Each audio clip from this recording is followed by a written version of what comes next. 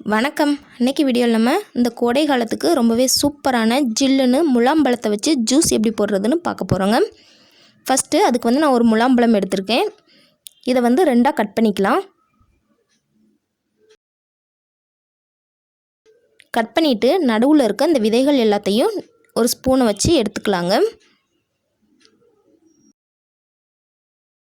வெயில் காலத்தில் இந்த மாதிரி முலாம்பழத்தில் ஜூஸ் போட்டு குடிச்சிங்க அப்படின்னா உடம்பு ரொம்பவே குளிர்ச்சியாக இருக்குங்க. இதே மாதிரி கட் பண்ணி வச்சுருக்க 2 பீஸ்லேயும் இருக்கிற விதைகள் எல்லாத்தையும் நீக்கிடலாம்.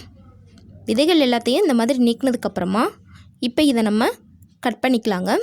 இந்த மாதிரி கத்தியை வச்சு உள்பக்கத்தில் இந்த மாதிரி ஃபுல்லாக கட் பண்ணி விட்டுருங்க. இதை சின்ன சின்ன பீஸாக கட் பண்ணி எடுத்துருங்க. இந்த மாதிரி கட் பண்ணிங்க அப்படின்னா தோலை நீக்கிறதுக்கு ரொம்ப சிரமப்பட தேவையில்லை. இந்த மாதிரி உள்ளே இருக்க பீஸ் எல்லாத்தையும் கட் பண்ணி எடுத்ததுக்கப்புறமா கொஞ்சம் இந்த மாதிரி தோலில் ஒட்டிகிட்ருக்குங்க. இதை ஸ்பூனை வச்சு லைட்டாக சுரண்டி எடுத்துடலாம்.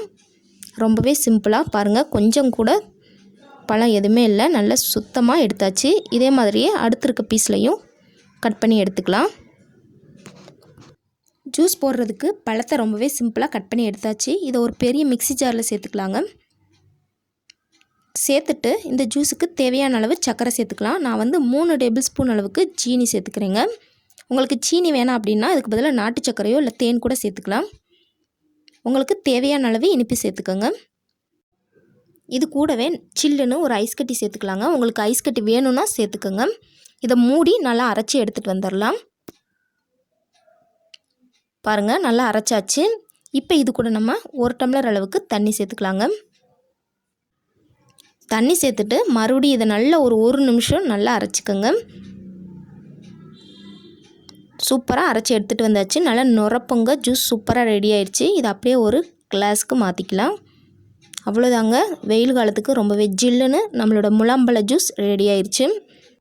நீங்களும் உங்கள் வீட்டில் இந்த முலாம்பழ ஜூஸை ட்ரை பண்ணி பார்த்துட்டு எப்படி வந்துச்சு அப்படிங்கிறத மறக்காமல் கீழே கமெண்ட்டில் சொல்லுங்கள். இந்த வீடியோ உங்களுக்கு பிடிச்சிருந்தால் லைக் பண்ணுங்கள், ஷேர் பண்ணுங்கள். மறக்காமல் நம்ம சேனலை சப்ஸ்கிரைப் பண்ணிக்கோங்க. தேங்க்ஸ் ஃபார் வாட்சிங்.